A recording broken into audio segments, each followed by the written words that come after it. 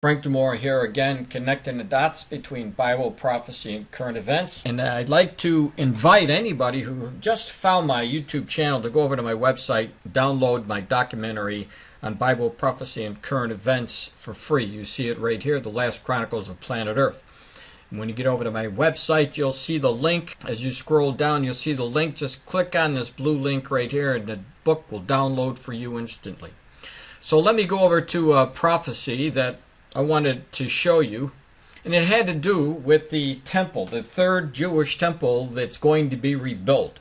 Keep in mind that there was already two temples. Both of those temples were destroyed. One was destroyed by Athanasius Epiphanes, and the other was destroyed by the Romans under Titus in 70 AD. And then Jesus gives us information about the last days, so we know that this temple is going to be built again. Now look at what it says in the Old Testament first in Daniel 9:27. And he shall confirm the covenant with many for 1 week. And in the midst of the week he shall cause the sacrifice and oblation to cease, and for the overspreading of abominations he shall make it desolate, even until the consummation, and that determined shall be poured upon the desolate. So we know Antichrist is going to make a covenant, or confirm a covenant, as it says right here. Let's make sure we understand this completely and correctly. He is going to confirm the covenant. Doesn't say that he is going to make it.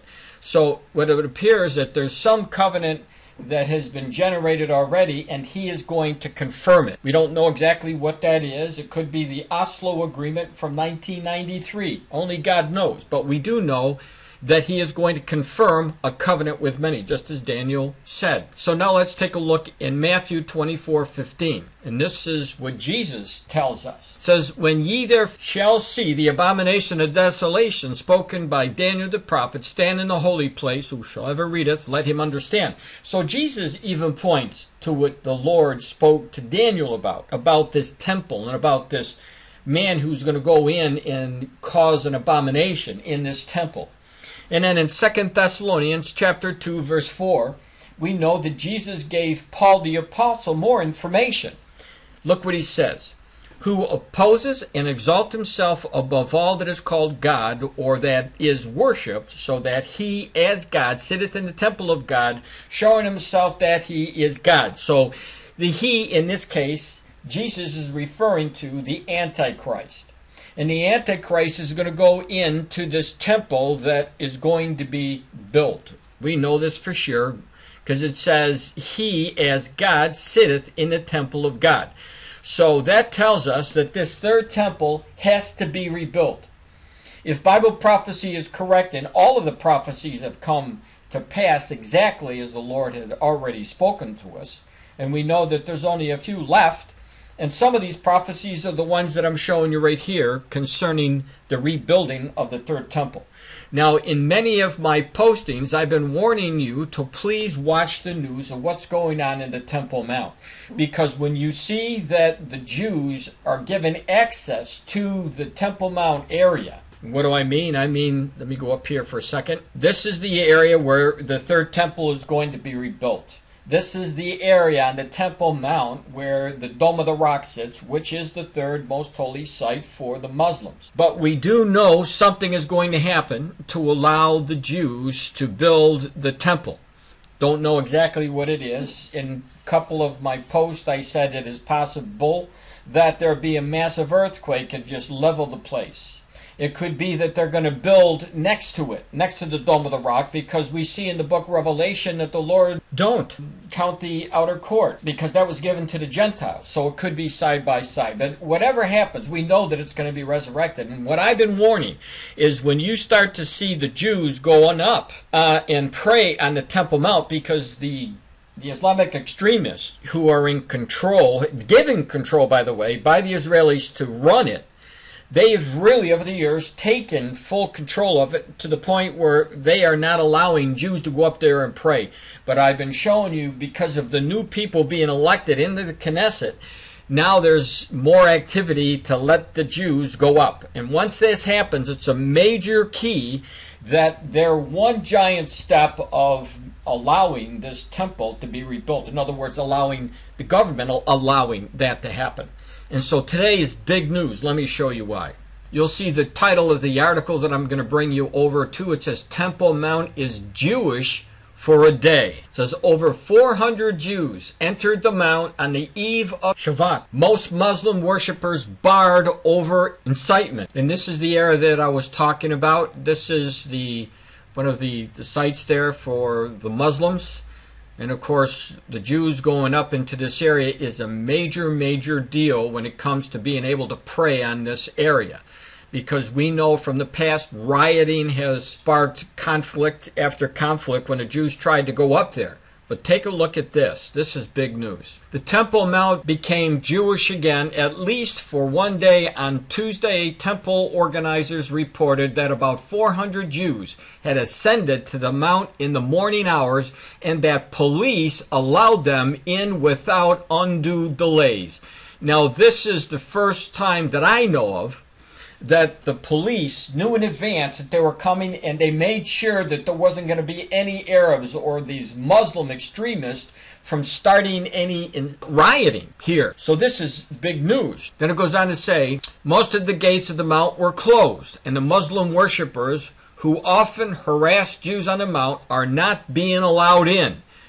And of course, this is going to make the back of the hair of the Muslims stand up when they see what the police did, because you're going to hear more about this, a lot more, I can guarantee it.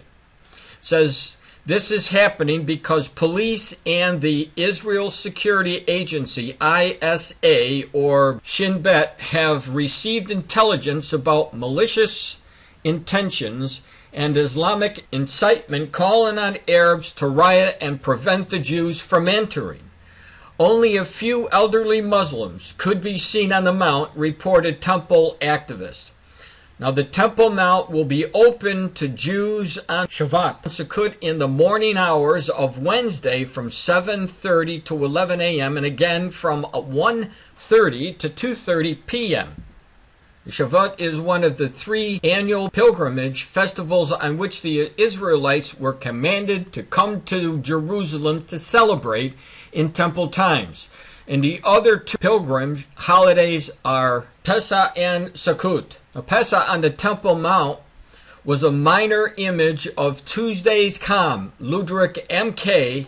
and Knesset Deputy Speaker Moshe Feiglin recently called on the Prime Minister Netanyahu to investigate riots by Muslim extremists on the Temple Mount and to take action and to put an end to intimidation and violence against Jews on the Judaism's holiest site, action which he says could include firing Internal Secretary Minister Yitzhak Aharonovich.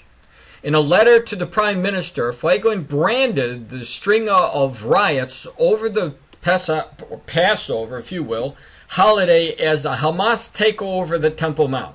He described how Hamas flags were flown on the Mount as Islamics succeeded repeatedly of blocking Jews and tourist groups from visiting the holy site, and said the sheer helplessness of the Israeli police marked a security failure so severe that it was impossible to overlook. We are talking about the loss of sovereignty in the heart of hearts of the capital of Israel, in the holiest place for the Jewish people, and the handing over of sovereignty to a terrorist movement which calls for the destruction of the state of Israel and its flag.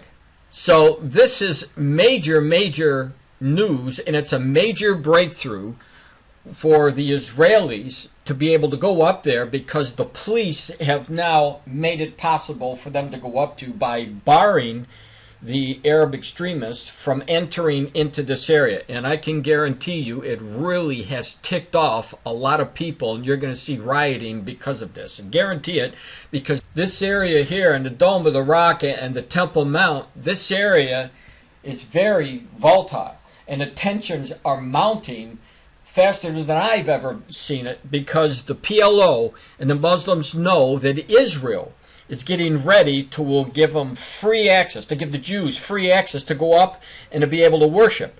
Now keep your eyes on the news here, because you're going to see more about this in the coming months. I guarantee it. And the reason why I can guarantee it is because I know the word of the Lord. And if the word of the Lord tells us that they're going to rebuild the temple, you have to see steps before the temple is built. And I believe that we're watching one of those steps. So keep on the watch with me. Do the bidding of the Lord Jesus Christ. Keep on the watch. Don't be left in the dark when you see these things take place. This is exciting news because we know that Christ is coming to take the church soon, because the Temple Mount area is going to be fully accessed to the Jews soon. I have no doubt about that. And then, obviously, the temple itself will be built. God bless.